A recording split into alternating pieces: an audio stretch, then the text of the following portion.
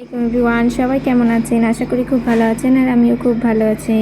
আজকে চলে এসেছি একটা বেবি ফুড রেসিপি নিয়ে, ইউনিক। কয়েকদিন ধরেই আমার বাচ্চা কিছু খেতে চাইছিল না, খাবারের প্রতি একটা অনীহা তৈরি হয়েছিল। তো আমি এটা বানিয়ে দেওয়ার পরে সে নিজে থেকেই খাওয়ার আগ্রহী হয়ে চলে আসলো খেতে। আপনাদের বাচ্চারাও কি এমন করে? তাহলে অবশ্যই এই রেসিপিটা একবার ট্রাই করতে দেখতে পারেন। তো দেখুন কতটা সফট এবং ইউনিক খাবার হয়েছে। তো এটা বানানোর জন্য আমি প্রথমে নিয়ে নেব 1 কাপ পরিমাণ সুজি এবং সেই সেম কাপটারই 1 কাপ পরিমাণ টক দই। দুটোকে একসঙ্গে মিক্স করে আমি 5 মিনিটের জন্য ঢেকে রেখে দিয়েছিলাম ঘুটে। দেখুন একদম শুকনো শুকনো হয়ে গেছে, কারণ সুজিটা ফুলে উঠেছে। আর আমি এদিকে তার মধ্যে কুচিয়ে নিয়েছি ধনিয়া পাতা, পেঁয়াজ আর গাজর, সবজিটা দিয়ে দিয়েছি। এবার দিয়ে খুব ভালোভাবে মিক্স করে নিব। আর এদিকে অল্প একটু তেলে অল্প একটু সরিষা দিয়ে একটু তড়কা দিয়ে নিব। দেখুন সরষেটা ভাজা হয়ে গেছে। এবার এটাকে আমি ওই মিক্সিতে দিয়ে দেব। তারপরে ওটা একটু খাবার সোডা আর একটু লবণ দিতে হবে এই মিক্সারটায়। আপনাদের বাচ্চা যদি একটু বড় হয়ে থাকে তাহলে আপনারা একটু স্পাইসি অর্থাৎ চিলি ফ্লেক্স ইউজ করতে পারেন। আমার বাচ্চা যেহেতু খুবই ছোট, সেই কারণে আমি আর কিছু মশলা ইউজ করিনি।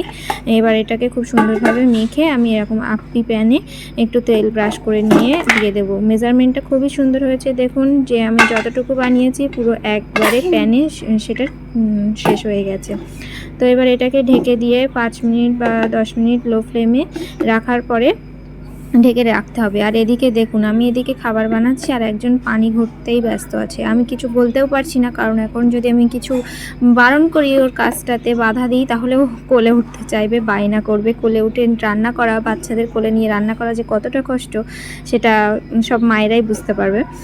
তো এদিকে আমি আরেকবার উঠে আপ্পিটা দেখে নিলাম যে এখনও উপরটা একটু কাঁচা কাঁচা আছে, সেই জন্য আবার ঢেকে দিলাম।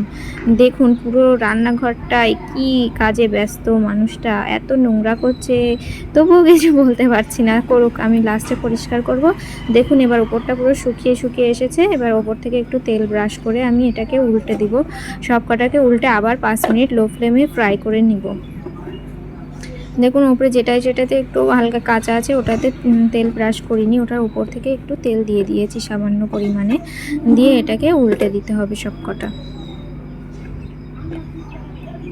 খুবই সাবধানে করতে হবে, যদি ওপরটা কাঁচা থাকে তাহলে কিন্তু ঘুটে যাবে। আমার যেমন দুটো একটা কাঁচা ছিল। এই যে সব কটা উল্টে নিয়েছি, নেওয়ার পরে রেডি হয়ে যাবে।